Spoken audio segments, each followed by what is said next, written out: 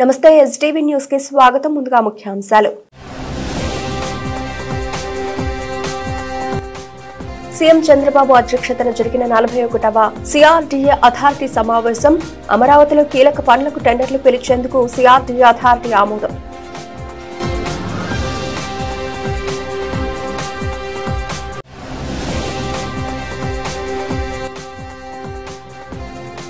రాష్ట్ర సచివాలయంలో మంత్రివర్గ ఉపసంఘం సమావేశం. పోలీస్ రవాణా, సివిల్ సప్లైస్, మారిటైమ్ బోర్డు అధికారులతో సమీక్ష.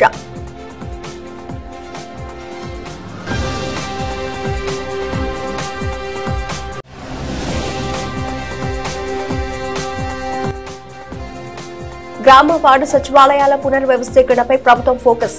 సమర్థవంతమైన సేవలు అందించేలా తీర్చిదిద్దే అంశంపై కసరత్తు.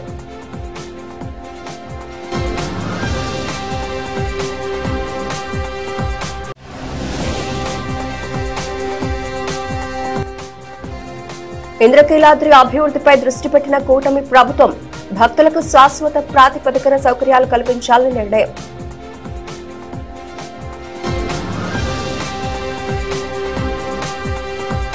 రాజధాని అమరావతిలో కీలక పనులు చేపట్టేందుకు సిఆర్డీఏ అథారిటీ సమావేశం ఆమోదం తెలిపింది. మొత్తం 11,467 కోట్ల రూపాయల మేర పనులకు అథారిటీ ఆమోదం తెలిపినట్లు మున్సిపల్ శాఖ మంత్రి పొంగూరు నారాయణ తెలిపారు. ఉండవల్లిలోని ముఖ్యమంత్రి చంద్రబాబు అధ్యక్షతన సిఆర్డీఏ 41వ అథారిటీ సమావేశం జరిగింది. ఈ సమావేశానికి మంత్రి నారాయణ, సిఎస్ నీరబ్ కుమార్ తో పాటు ఇతర అధికారులు హాజరయ్యారు. మొత్తం 23 అంశాలకు అథారిటీ ఆమోదం తెలిపింది. అథారిటీ తీసుకున్న నిర్ణయాలను మంత్రి నారాయణ మీడియాకు వెల్లడించారు. కూటమి ప్రభుత్వం ఏర్పడిన తర్వాత అమరావతి విషయంలో పలు కమిటీలు వేసి నివేదికల ఆధారంగా ముందుకెడుతున్నామన్నారు. సీఎం అధ్యక్షతన జరిగిన సిఆర్డీఏ అథారిటీ సమావేశంలో 11,467 కోట్ల విలువైన పనులకు టెండర్లు పిలిచేందుకు నిర్ణయించామన్నారు.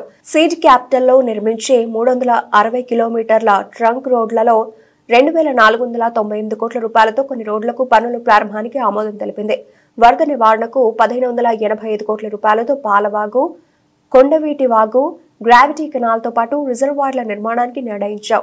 Gazetted, non gazetted, class 4 all India service అధికారుల భవనాల పనులను 3,523 కోట్ల రూపాయలతో చేపట్టేందుకు అథారిటీ ఆమోదం తెలిపింది. పేదల కోసం ఉద్దేశించిన బియ్యాన్ని అక్రమంగా రవాణా చేయడాన్ని వ్యవస్థీకృత నేరంగా పరిగణించాలని రాష్ట్ర ప్రభుత్వం నిర్ణయించింది.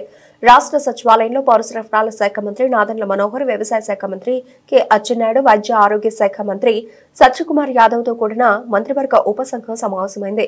ఈ సమావేశంలో విజిలెన్స్ అండ్ ఎన్ఫోర్స్మెంట్ డీజీ, శాంతి భద్రతల IG, civil supplies X official secretary, civil supplies corporation MD, maritime board CEO, customs అధికారి, కాకినాడ పోర్టు అధికారులు, రవాణా శాఖ అధికారులు పాల్గొన్నారు. రేషన్ బియ్యం అక్రమ రవాణా, కాకినాడ పోర్టుల వ్యవహారాలపై చర్చించారు. కాకినాడ పోర్టులో భద్రతా వ్యవస్థను బలోపేతం చేయాలని, ఇందులో భాగంగా కాకినాడ పోర్టు భద్రత కోసం చీఫ్ సెక్రటరీ, సెక్యూరిటీ ఆఫీసర్ను నియమించాలని ఈ సమావేశంలో నిర్ణయం తీసుకున్నారు. రేషన్ బియ్యం అక్రమ రవాణాను వ్యవస్థీకృత నేరంగా పరిగణిస్తున్నందున పీడీఎస్ బియ్యం అక్రమ రవాణా చేస్తే కఠిన చర్యలు తీసుకోవాలని ఆదేశించారు.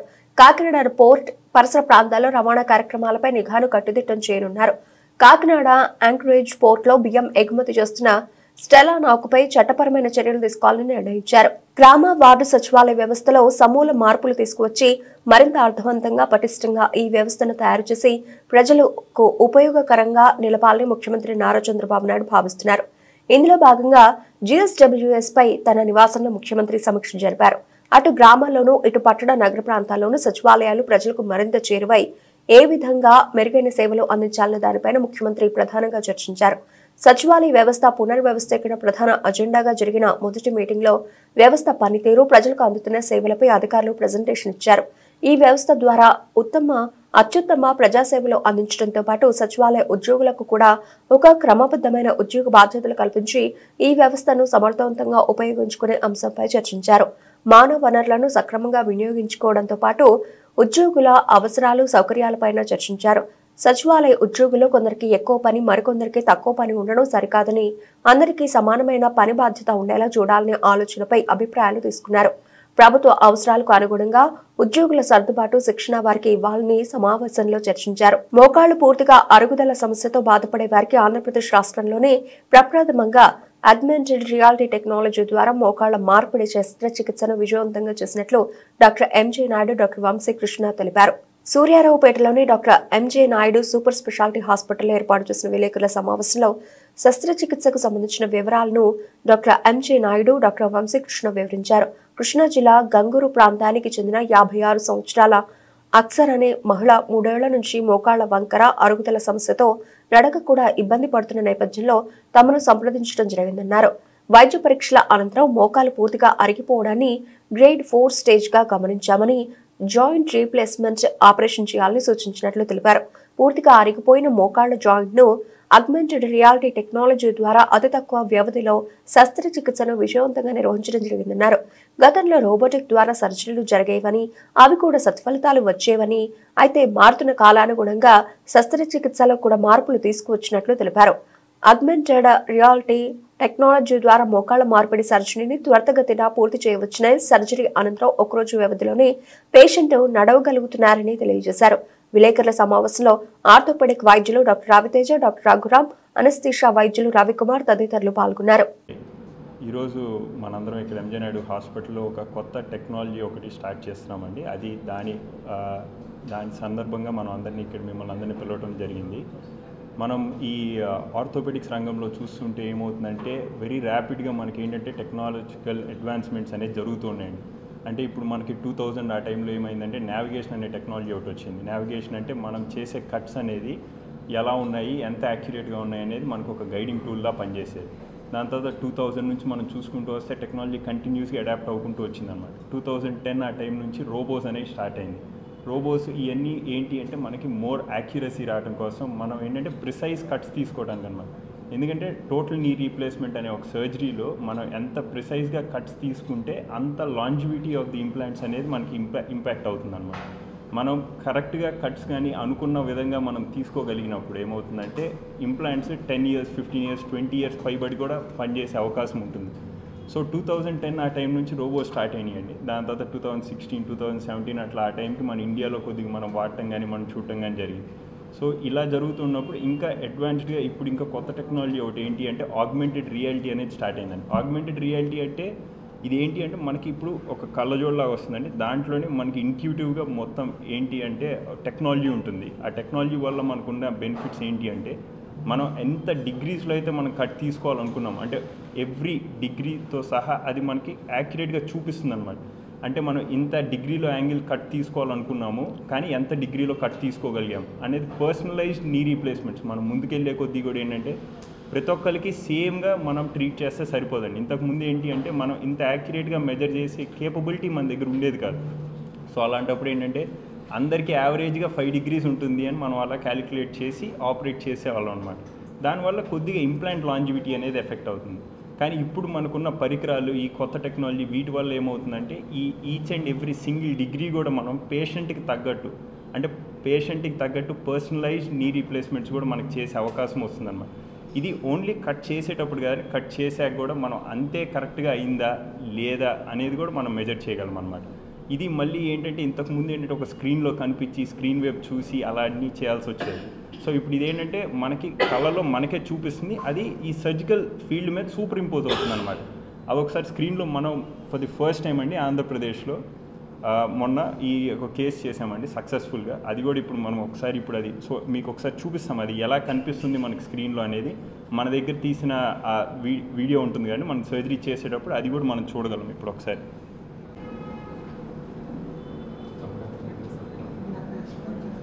యా ఒకసారి వైరస్ యాంగిల్స్ ఒకసారి యాంగిల్స్ వచ్చినప్పుడు పెట్టండి.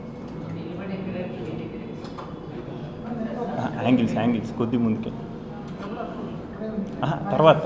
తర్వాత మధ్యలో. యా ఇప్పుడు ఇక్కడ చూస్తే అండి మనకి ఆ 0 degrees వైరస్ 0 degrees ఫ్లెక్షన్ అని కనిపిస్తుంది కదండి. అది మనం యాక్యురేట్గా మనం జిగ్లో ఏంటంటే ప్లే చేసేసాం. జిగ్లో ఏంటంటే మనం అది సెట్ చేసుకోవడానికి అవుతుంది అనమాట. దాని తర్వాత కూడా మనం కట్ చేసుకుంటామండి. కట్ చేశాక కూడా మనకి కొద్ది ముందుకెళ్ళండి ఒకసారి. కట్ చేశాక కూడా ఇప్పుడు మనం వ్యాలిడేట్ చేసుకోవడానికి వచ్చింది కదండి. అంటే మనం కట్ చేశాక కూడా మనం కంట్రోల్ చెక్ చేస్తాం కొద్దిగా వెనక్కి అది 0 ఉంది కదా అక్కడ. యా ఇంకా వెనక్కెళ్ళండి. సో ఇప్పుడు ఇది మళ్ళీ మనం కంట్రోల్ చెక్ చేసుకుంటున్నాం. సో మనం 0 అనుకున్నాం, మళ్ళీ 0 వచ్చిందనమాట. సో అప్పుడు ఇక్కడ వ్యాలిడేట్ అని చెప్పి మనం చూస్తున్నాం కదండి. ఇదంతా ఏంటంటే మనకి స్క్రీన్ మీదే కనిపిస్తుంటుంది అనమాట. అది మన కళ్ళజోడు, మనం తల తిప్పాల్సిన అవసరం కూడా లేకుండా అలా చూసుకుంటాం. ఫస్ట్ దీనికి ఏంటంటే ఇది ఇమేజ్లెస్ టెక్నాలజీ అండి. ఇమేజ్లెస్ టెక్నాలజీ అంటే దీనికి ఏం సిటీ స్కాన్, ఎక్స్ట్రా రేడియేషన్ తీసుకోవాల్సిన అవసరం కానీ అట్లాంటిది ఏమీ ఉండదు. బట్ ది సేమ్ టైం మనకి రోబోలాగా ఎంత యాక్యురసీ అయితే అంత యాక్యురసీ వస్తుంది. దీనివల్ల సర్జికల్ టైం కూడా ఏం పెరగదు. సో ఇట్లాంటి బెనిఫిట్స్ ఉన్నాయండి దీనివల్ల. మనం ఆంధ్రప్రదేశ్లో ఫస్ట్ టైం మనమే ఇక్కడ మన హాస్పిటల్లో మనకి చేయటం జరిగింది. సో అందుకని ఇది ఎక్కువ మంది ప్రజలకి, ఇక్కడున్న వాళ్ళకి మనం లేట్ అనేది ఒకటి చేస్తూ ఉన్నాం. అట్లాంటిది అట్ ది సేమ్ టైం మనం ఆర్థోపెడిక్స్లో కూడా కొత్త టెక్నాలజీ మన ఆంధ్ర ప్రజలకి ఏం తీసుకురావచ్చు అని చెప్పి ఉన్నట్లోకి మోస్ట్ ఇన్నోవేటివ్గా లేటెస్ట్గా ఇది ఉంది. And at the same time ఇది పేషెంట్స్కి ఉపయోగపడుతుందన్న విషయంతో ఇది మనం తీసుకొచ్చామన్నమాట. సో ఈ 38th year యానివర్సరీ మనం ఎప్పుడు నావిగేషన్ 2000లో వచ్చినప్పుడు మనం తీసుకున్నామండి. దాని తర్వాత కూడా మనకి టెక్నాలజీ ఏదైతే కరెక్ట్గా మనకి పర్ఫెక్ట్గా ఉంది అనుకున్నాం మనం అప్పుడప్పుడు అడాప్ట్ అవుతూ ఉన్నాం. సో దట్ మన విజయవాడ ఆంధ్ర జనాలు వేరే చోటకి వెళ్ళి సర్జరీ చేసుకోవాల్సిన అవసరం ఉండకూడదు అని చేస్తున్నాం. అది ఇది 2000లో మనం కంప్యూటర్ నావిగేషన్ కింద టోటల్ నీ రీప్లేస్మెంట్ అవి చేసేవాళ్ళము. మోకాలికి మరో జన్మ కింద లాంగ్ లైఫ్ కోసం ఇంతకుముందు చేస్తాం. ఇప్పుడు ನಾವು లేటెస్ట్గా మనకి రోబోటిక్, దాని తర్వాత వచ్చి కంప్యూటర్ అసిస్టెడ్ ఆర్థోపెడిక్ సర్జరీ అనేసి ఇది ఆగ్మెంటెడ్ రియాలిటీ అనేది ఇప్పుడు లేటెస్ట్ టెక్నాలజీ అనమాట. దీన్ని ఇప్పుడు స్టార్ట్ చేస్తామండి. దీనివల్ల మన పేషెంట్కి అంటే లైఫ్ పెరుగుతుంది. ఇంప్లాంట్ లైఫ్ అనేది మామూలుగా దానికి అలైన్మెంట్ అంతా కరెక్ట్గా వచ్చినప్పుడు ఏమవుతుందంటే దానికి అరుగుదల అనేది చాలా తగ్గిపోతుంది. ఇప్పుడు కొద్దిగా ఇంతకుముందు వాటికంటే కూడా ఇప్పుడు గోల్డీ అని వాడుతున్నాం అనమాట. వీటి వల్ల లైఫ్ స్పాన్ కూడా 30-40 years అట్లా వస్తుంది అనమాట. ఆంధ్రప్రదేశ్, తెలంగాణ రాష్ట్రాలకు సంబంధించిన లేబర్ సెస్ విభజనకు ఏకాభిప్రాయం కుదిరింది. ఆ సెస్ విభజనకు రెండు ప్రభుత్వాలు సుముఖత వ్యక్తం చేశాయి. ఉభయ తెలుగు రాష్ట్రాల మధ్య ఉన్న విభజన సమస్యల పరిష్కారం కోసం ఏపీలో తొలిసారి సోమవారం ఉన్నత స్థాయి అధికారుల కమిటీ భేటీ అయింది.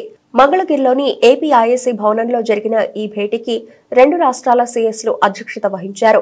ఆంధ్రప్రదేశ్ విభజన చట్టంలోని 9-10 షెడ్యూల్ సంస్థల ఆస్తుల పంపకాలపై ప్రధానంగా చర్చ జరిగింది. దాదాపు 15 అంశాలపై సుదీర్ఘంగా చర్చించారు. ఏపీలో కూటమి ప్రభుత్వం ఏర్పడిన తర్వాత జూలై 15వ తేదీన ఇరు రాష్ట్రాల ముఖ్యమంత్రులు తెలంగాణలోని ప్రగతి భవన్లో సమావేశమయ్యారు. ఈ సమావేశంలో చర్చించిన అంశాలపై కొనసాగింపుగా ఉన్నతాధికారుల చర్చలు జరిగాయి. రెండు తెలుగు రాష్ట్రాల మధ్య ఉద్యోగుల బదిలీకి మరో 45 రోజుల సమయం ఇవ్వాలని భేటీలో నిర్ణయించారు. వాణిజ్య పన్నులు, ఎక్సైజ్ నిధుల పంపకాలపై ఉన్న వివాదాలపై చర్చలు ఒక కొలిక్కొచ్చాయి. ఎక్సైజ్ ట్యాక్స్ లో ఏపీకి అదనంగా 81 కోట్ల రూపాయలు సెటిల్ చేయాలని నిర్ణయించినట్లు తెలుస్తోంది. ఇక అత్యంత కీలకమైన షెడ్యూల్ 9లోని సంస్థల విభజన, విద్యుత్ బకాయిలపై ఇంకా పరిష్కారం లభించలేదు. రైతులు తెచ్చిన ధాన్యానికి కొర్రీలు వేయకుండా నిబంధనల ప్రకారం కొనుగోలు చేయాలని మాజీ మంత్రి దేవినేని ఉమా అన్నారు. గతంలో ధాన్యం బకాయిల కోసం రోజుల తరబడి ఎదురు చూడాల్సిన పరిస్థితి ఉండేదని, ఇప్పుడు గంటల వ్యవధిలోనే ధాన్యం డబ్బులు జమ అయ్యేలా సీఎం చంద్రబాబు ఆదేశాలు జారీ చేశారన్నారు. కృష్ణా జిల్లా పామిడిముక్కల మండలం గడ్డిపాడు గ్రామంలో ఎమ్మెల్యే వర్లకుమార్ రాజాతో కలిసి దేవినేని ఉమా రైతులను కలుసుకుని వారి సమస్యలు అడిగి తెలుసుకున్నారు. అవన్నీ కూడా బయటకు వస్తాయి. కాబట్టి రైతు పండించిన ధాన్యానికి రేటు ఉంది. రేషన్ ద్వారా వెళ్ళిన బియ్యాన్ని వీళ్ళ చేతుల్లో కేజీకి 10 రూపాయలు పెట్టి, 11 రూపాయలు పెట్టి దాన్ని 70 రూపాయలకు అమ్ముకుంటున్నారు బయట దేశాలకు తీసుకెళ్ళి. 3 ఏళ్లలో 48,000 కోట్లు జగన్మోహన్ రెడ్డి ప్రభుత్వం వాళ్ళు, ఈ చంద్రశేఖర్ లాంటి మాజీ శాసనసభ్యులు, కాకినాడ, వీళ్ళందరూ దుర్మార్గులు దీంట్లో భాగస్వాములు అయ్యారు. వాటన్నిటిని కూడా కక్కించి రప్పించి వీళ్ళని జైల్లో పెట్టాల్సిన బాధ్యత ప్రభుత్వం మీద ఉంది. అటు ఆ దిశగా ప్రభుత్వం పనిచేస్తూ ఉంది. కాబట్టి ఇవాళ మీరు 12.62, 10.62 అని కథలు చెప్పొద్దు. ధాన్యం కొనాల్సిందే.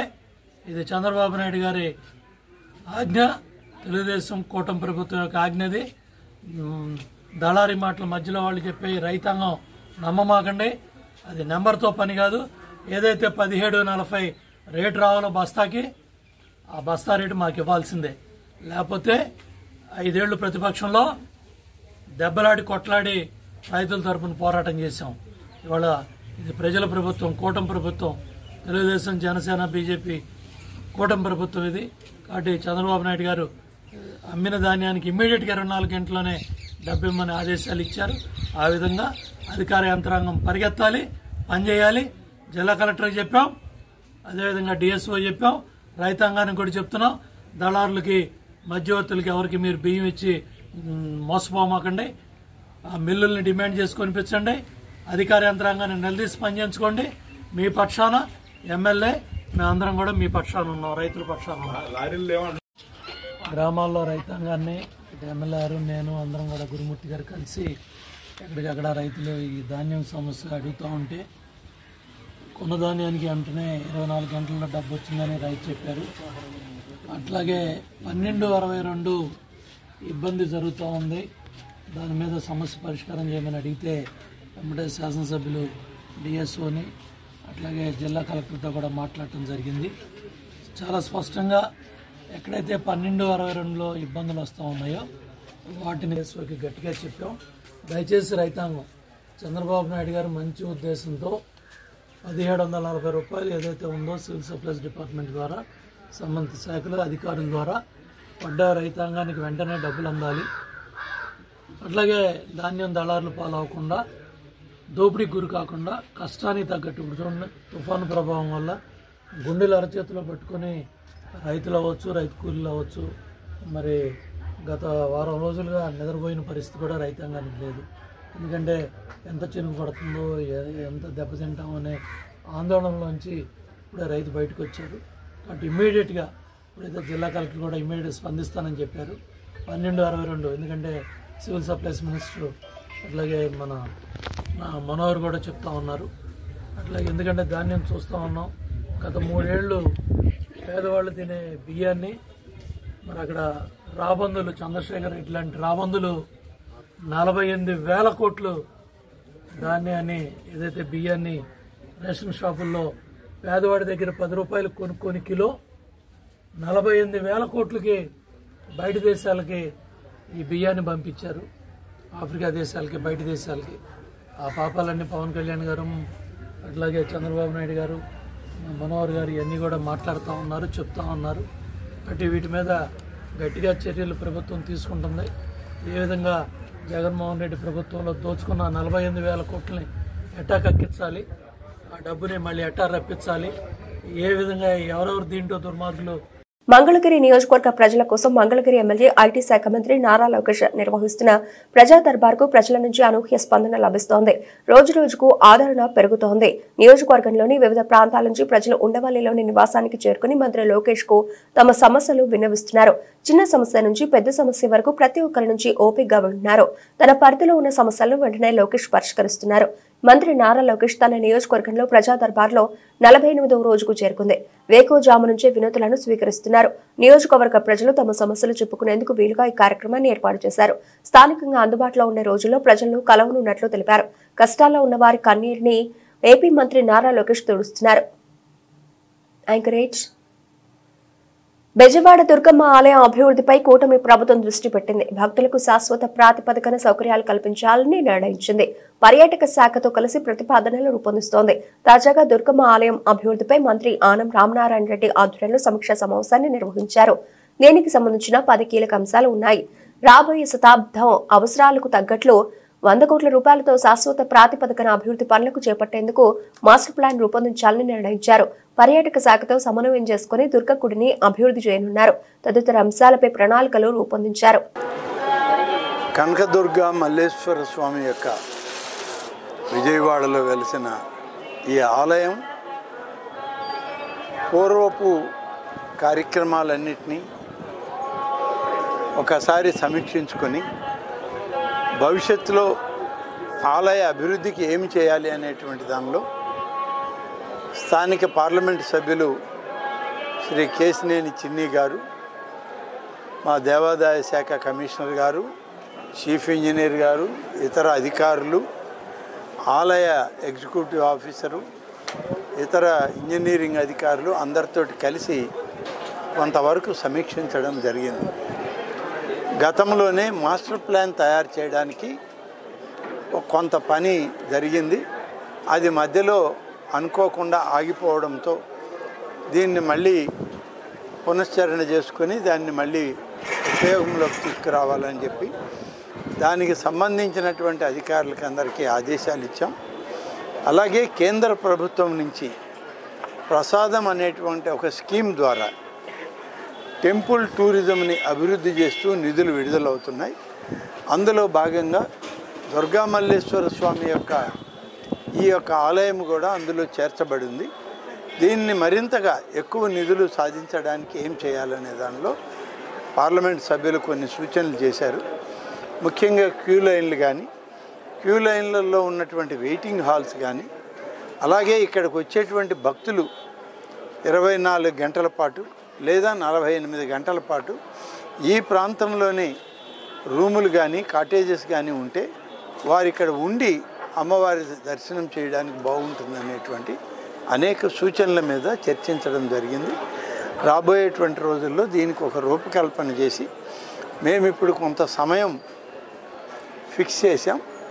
ఆ సమయం కూడా జనవరి చివరి నాటికి, ఈ మాసం జనవరి కొత్త సంవత్సరంలో జనవరి 30వ తేదీ నాటికి ఒక సమగ్రమైనటువంటి ప్రణాళికని రూపొందించి దానిలో మార్పులు చేర్పులు ఏమైనా ఉన్నా స్థానిక ప్రజాప్రతినిధులు, అధికార యంత్రాంగం, గౌరవ ముఖ్యమంత్రి శ్రీ చంద్రబాబు నాయుడు గారితో సమీక్షించుకొని దాన్ని పూర్తి స్థాయిలో అమలు చేయడానికి ఒక నిర్ణయం తీసుకోవడం జరిగింది. సరే, ఈ ఎన్ఎంఆర్కి సంబంధించినటువంటి విషయం కూడా మీ దృష్టికి తీసుకుని వచ్చారు. వాటి మీద ఏమైనా చర్చించారా లేదా?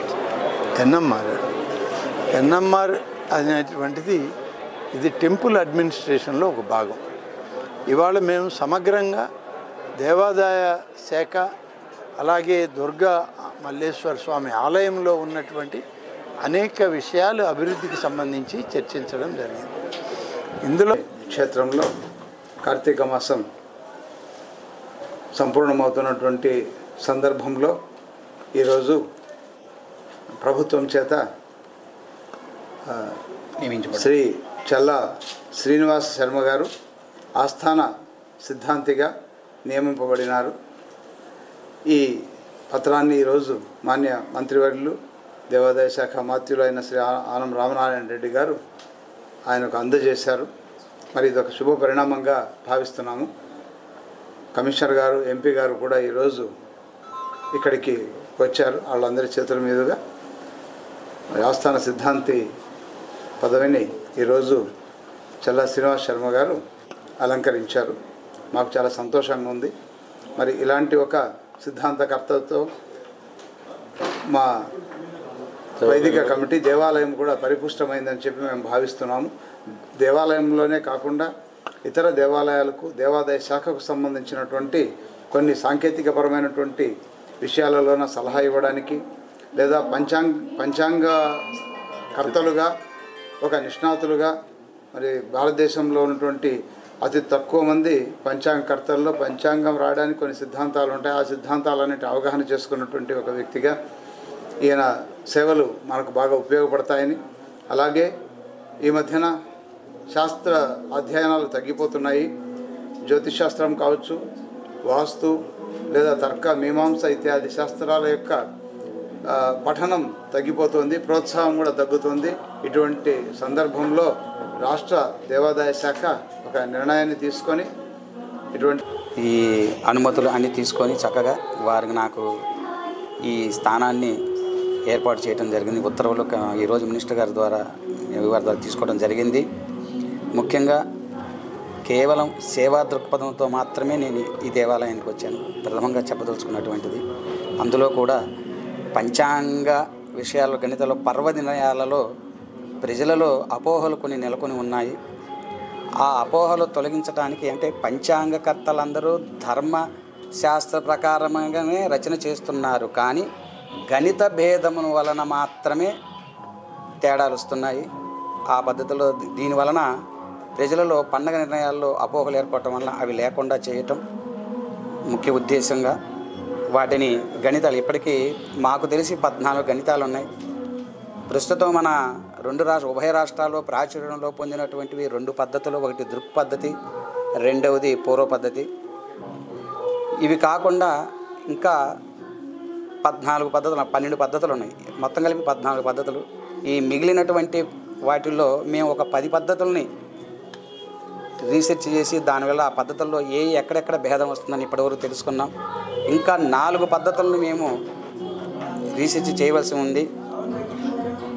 కాబట్టి త్వరలో వాటిని కూడా పరిపూర్ణం చేసి పంచాంగ సదస్సు నిర్వహించుకోవటానికి మాకు ఆ ప్రభుత్వం వారి నుంచి అనుమతి తీసుకొని ఈఓ గారి పర్మిషను, అదేగాక ఈ దేవాలయంలో ఉన్నటువంటి అర్చక స్వాములు స్థానాచార్యుల యొక్క సలహాలు సంప్రదింపులతో వాళ్ళని సంప్రదించి వారి అనుకూలంగా తీసుకొని ప్రజా సమస్య చిన్నదైనా పెద్దదైనా సమాన ప్రాధాన్యమిచ్చి గడువులోగా పరిష్కరించాలని, నాణ్యతలో రాజీ పడొద్దని జిల్లా కలెక్టర్ డాక్టర్ జి లక్ష్మీషా అధికారులకు సూచించారు. సోమవారం కలెక్టరేట్లోని శ్రీ పింగళి వెంకయ్య సమావేశ మందిరంలో నిర్వహించిన ప్రజా సమస్యల పరిష్కార వ్యవస్థ కార్యక్రమంలో collector Lakshmisha, joint collector doctor Nidhi Meena, DRO M Lakshminarasimham, గ్రామ వార్డు సచివాలయాల ప్రత్యేక అధికారి జి జ్యోతితో కలిసి ప్రజల నుంచి అర్జీలు స్వీకరించారు. ఈ సందర్భంగా కలెక్టర్ మాట్లాడుతూ రాష్ట్ర ప్రభుత్వం సుపరిపాలనను ప్రజల చెంతకు చేర్చేందుకు అత్యంత ప్రాధాన్యతనిస్తోందని, ప్రజా సమస్యల పరిష్కారంపై అధికారులు సమిష్టిగా దృష్టి పెట్టి నిర్దిష్ట గడువులోగా పరిష్కరించాలని సూచించారు. అర్జీల పరిష్కార వ్యవస్థ పటిష్ట పర్యవేక్షణకు అర్జీ స్వీకరించింది మొదలు అర్జీదారుడు సంతృప్తి చెందేలా పరిష్కరించే వరకు ప్రతి దశలోనూ పారదర్శకత, జవాబుదారీతనానికి ప్రాధాన్యం ఇచ్చేలా అర్జీ రీఓపెన్ అయిన సందర్భంలో రీవెరిఫికేషన్ కు శాఖల వారీగా ప్రత్యేక గ్రీవెన్స్ ఆడిట్ అధికారులను నియమించినట్లు వివరించారు. Revenue, survey and land records కు సంబంధించిన అర్జీలకు విజయవాడ, నందిగామ, తెరువూరు ఆర్డీఓలకు ఆడిట్ అధికారులుగా బాధ్యతలు అప్పగించినట్లు కలెక్టర్ వెల్లడించారు. నగరంలోని ట్రాఫిక్ నియంత్రణపై ప్రత్యేక దృష్టి సారించామని విజయవాడ నగర పోలీస్ కమిషనర్ రాజశేఖర్ బాబు అన్నారు. ట్రాఫిక్ నియంత్రణకు సిబ్బందికి ట్రైనింగ్ ఇస్తున్నామని అన్నారు. జాతీయ రహదారులపై యాక్సిడెంట్ జరగకుండా నివారణ చర్యలు చేపడుతున్నామని, నిబంధనలు అతిక్రమిస్తే కఠిన చర్యలు తీసుకుంటామని సిపి హెచ్చరించారు. బందర్ రోడ్లోని జ్యోతి కన్వెన్షన్ లో ట్రాఫిక్ అంబాసిడర్స్ సమావేశం నిర్వహించడం జరిగింది. ఈ కార్యక్రమంలో ఎన్టీఆర్ జిల్లా పోలీస్ కమిషనర్ రాజశేఖర్ బాబు అధికారులతో కలిసి పాల్గొన్నారు. ఈ సందర్భంగా సిపి మాట్లాడుతూ విజయవాడ నగరంలో ట్రాఫిక్ విపరీతంగా పెరిగిపోయిందన్నారు. జాతీయ రహదారులపై యాక్సిడెంట్ జరగకుండా నివారణ చర్యలు చేపడుతున్నామని, యువతలో నిర్లక్ష్యపు డ్రైవింగ్ పెరిగిందన్నారు. వాహనాలు వాడే ప్రతి ఒక్కరూ సరైన ధ్రువపత్రాలు కలిగి ఉండాలన్నారు. నిర్లక్ష్యపు డ్రైవింగ్ ప్రాణాంతకం అవుతుందన్నారు. హెల్మెట్ వాడకంతో కొంత నిరోధించవచ్చని, నగరంలో ఆటోలో డ్రైవింగ్ నిర్లక్ష్యంగా ఉందన్నారు. నిబంధనలు అతిక్రమిస్తే కఠిన చర్యలు తీసుకుంటామని, ట్రాఫిక్ నియంత్రణకు సిబ్బందికి ట్రైనింగ్ ఇస్తున్నామని అన్నారు. ప్రజలు కూడా పోలీసులకు సహకరించాలన్నారు. కొన్ని డాష్ బోర్డ్స్, అస్త్రంలో కొన్ని డాష్ బోర్డ్స్ ఉన్నాయి. డాష్ బోర్డ్స్లో ఇప్పుడే మీరు చూశారు, డీసీపీ గౌతమి గారు ఇప్పుడే మీకు చూపించారు. కంజెషన్ లెంత్ 111 కిలోమీటర్లు యావరేజ్, ఒక రోజుకి 111 కిలోమీటర్ల నుంచి నవంబర్ నెలలో 72 కిలోమీటర్లకు తగ్గించారు. వెరీ బిగ్ అచీవ్మెంట్, అది జోక్ కాదు. ఎందుకంటే నిన్న ఏసీపీ వెస్ట్ చెప్పారు, సార్ నిన్న చాలా బాగా చేశాం మేము, నిన్న కంజెషన్స్ లేవు సార్, చాలా బాగా చేసాం, ట్రాఫిక్ డ్యూటీ బాగా చేసాం. ఎందుకంటే మొన్న కొద్దిగా సండే రోజు కొంత ఎక్కువ ట్రాఫిక్ ఉన్నది. సో నేను టెలికాన్ఫరెన్స్ అడిగాను, ట్రాఫిక్ ఎందుకు ఎక్కువ ఉందయా సండే రోజు, మీరు ముందే ప్రెడిక్ట్ చేసి ఉండాలి కదా. మీరు లాస్ట్ కార్తీక ఆదివారం, లాస్ట్ సండే కొంత ఎక్కువ ట్రాఫిక్ ఉండబోతుందని మీరు అందరూ ప్రెడిక్ట్ చేసి రోడ్ల మీద కూర్చుంటే ఈరోజు కంజెషన్ అయ్యేది కాదు అని నేను నిన్న మార్నింగ్ కాన్ఫరెన్స్లో చెప్పడం జరిగింది. ఇమీడియట్గా నిన్న కార్తీక సోమవారం అనే విషయం అందరికీ గుర్తొచ్చేసింది. కార్తీక నిన్న ఆదివారం, ఇది నేను మాట్లాడిన లాస్ట్ ఆదివారం, లాస్ట్ సండే. సో నిన్న సండే చాలా ఇంప్రూవ్ అయింది. ఎందుకు ఇంప్రూవ్ అయిందంటే అందరూ కూడా ఈరోజు ఆదివారం, ఈరోజు లాస్ట్, అంటే అంత మునుపు లాస్ట్ బట్ వన్ సండే, నిన్న లాస్ట్ ఆదివారం ఖచ్చితంగా చాలామంది రోడ్ల మీదకి వస్తారని చెప్పేసి పోలీస్ సిబ్బంది మొత్తం, లా అండ్ ఆర్డర్ సిబ్బంది, ట్రాఫిక్ సిబ్బంది అందరూ కూడా రోడ్ల మీద ఉన్నారు. సో ఈరోజు బాగా చేసామంటే నేను అన్నాను, బాగా చేసి మీకేమీ కిరీటాలు రావు, బాగా చేయకపోతే మాత్రము మీకు ట్రాఫిక్లో కామెంట్స్ వస్తాయి, జాగ్రత్తగా ఉండండి అని చెప్పాను. ఎందుకు చెప్తున్నానంటే నిన్న చాలా స్మూత్గా ట్రాఫిక్ చాలా బాగుంది, నిజంగానే చాలా బాగుంది. మీరు ఎవరైనా గమనించారా? ఎందుకు గమనిస్తాం? కామన్ మ్యాన్ మనకు బాగాలేకపోతే మనం ఏదైనా సరిగా లేదు, పోలీసు వాడు సరిగ్గా ఉద్యోగం చేయలేదు అనుకుంటాం, కానీ బాగున్న రోజు ఎందుకు అనుకోని అవసరం కూడా లేదు. అది మన హ్యూమన్ టెండెన్సీ. కాకపోతే పోలీస్ శాఖ తరఫున మేము ఉద్యోగం బాగా చేసామంటే మాకు కొన్ని పారామీటర్స్ అనేది మేము చూస్తే తప్ప మేము ఇంప్రూవ్ అయినామా లేదా అనేది మాకు తెలియదు. సో అస్త్రం అనేది అందుకు చాలా బాగా ఉపయోగపడుతూ ఉంది. నిన్న ట్రాఫిక్ కంజెషన్స్ చూస్తే నిన్న మొత్తం టోటల్ చూస్తే నిన్న 3 కంజెషన్స్ ఉన్నాయి. Only 3 congestions. ఎలాగా మాకు తెలుస్తూ ఉంది, అస్త్రం యాప్లో తెలుస్తూ ఉంది. అస్త్రం యాప్లో ఎలా తెలుస్తుంది కంజెషన్ ఉందా లేదనేది? గూగుల్ డేటా, గూగుల్లో ఒక జంక్షన్లో ఫోన్లు ఒక 300 మీటర్ల లెంత్లో ఫోన్ నిలబడిపోయింటే మనకు కంజెషన్ లెంత్ అనేది వచ్చేస్తుంది, అస్త్రంలో వస్తుంది. అస్త్రంలో రియల్ టైం ఇన్ఫర్మేషన్ మొత్తం కూడా డేటా అంతా కూడా మేము కలెక్ట్ చేసి దాన్ని బేస్ చేసుకుని దాని యాక్షనబుల్. కూటమి ప్రభుత్వం సంక్రాంతి కానుకగా విద్యుత్ భారాలను ప్రజలపై మోపుతోందని సిపిఎం నగర కార్యదర్శి దోనపూడి కాశీనాథ్ మండిపడ్డారు. అదానితో గత ప్రభుత్వం చేసిన ఒప్పందాలను సీఎం చంద్రబాబు ఎందుకు రద్దు చేయడం లేదని నిలదీశారు.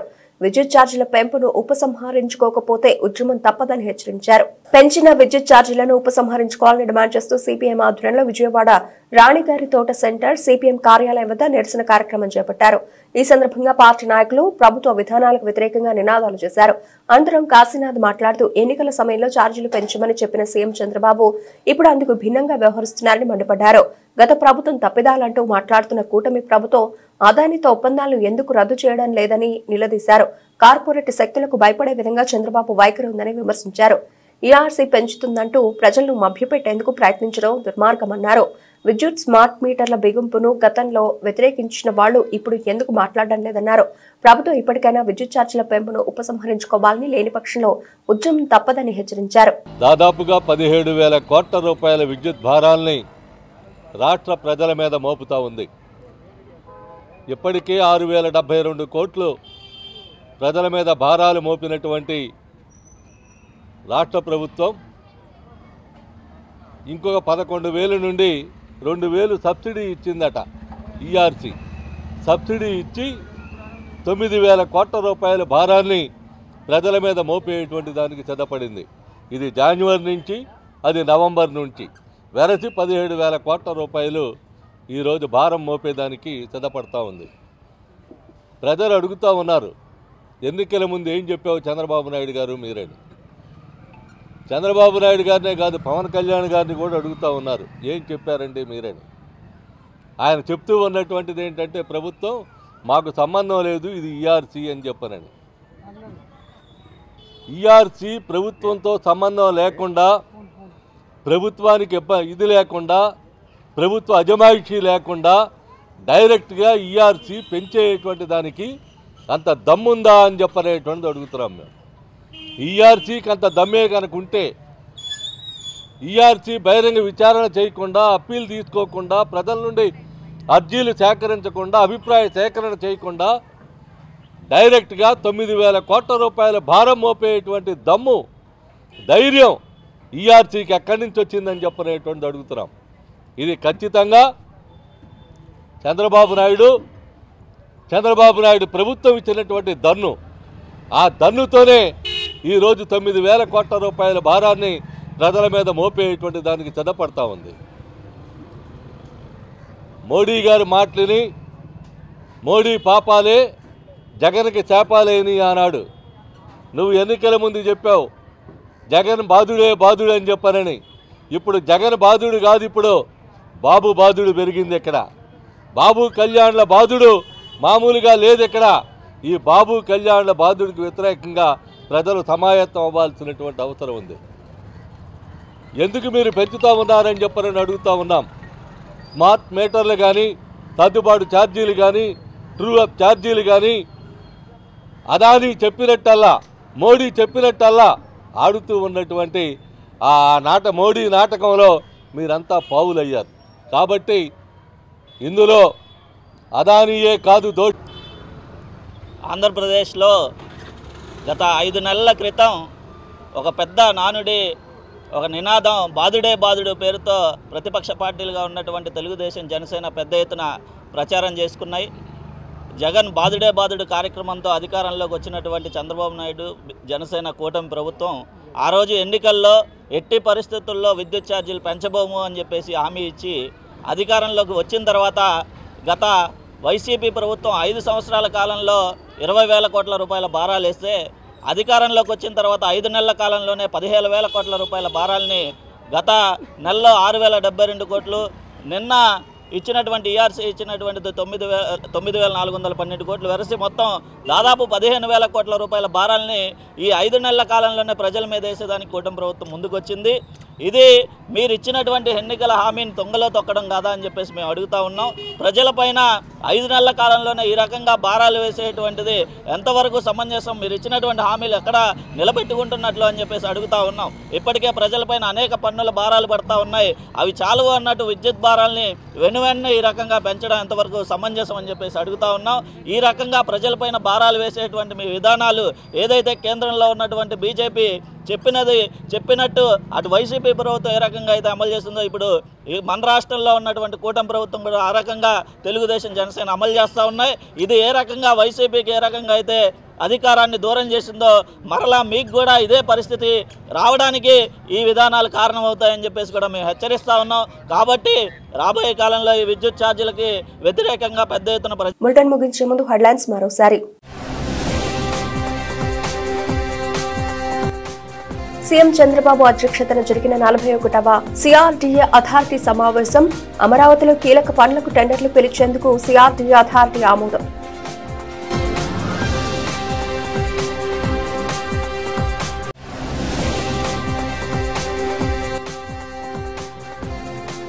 రాష్ట్ర సచివాలయంలో మంత్రివర్గ ఉపసంఘం సమావేశం. పోలీస్ రవాణా, సివిల్ సప్లైస్, మారిటైమ్ బోర్డు అధికారులతో సమీక్ష.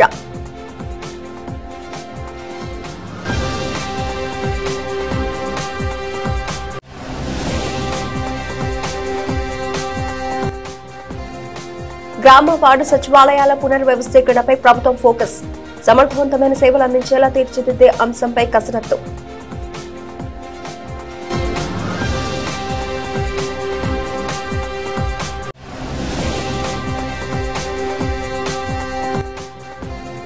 ఇంద్రకీలాద్రి అభివృద్ధిపై దృష్టి పెట్టిన కూటమి ప్రభుత్వం భక్తులకు శాశ్వత ప్రాతిపదికన సౌకర్యాలు కల్పించాలని నిర్ణయం.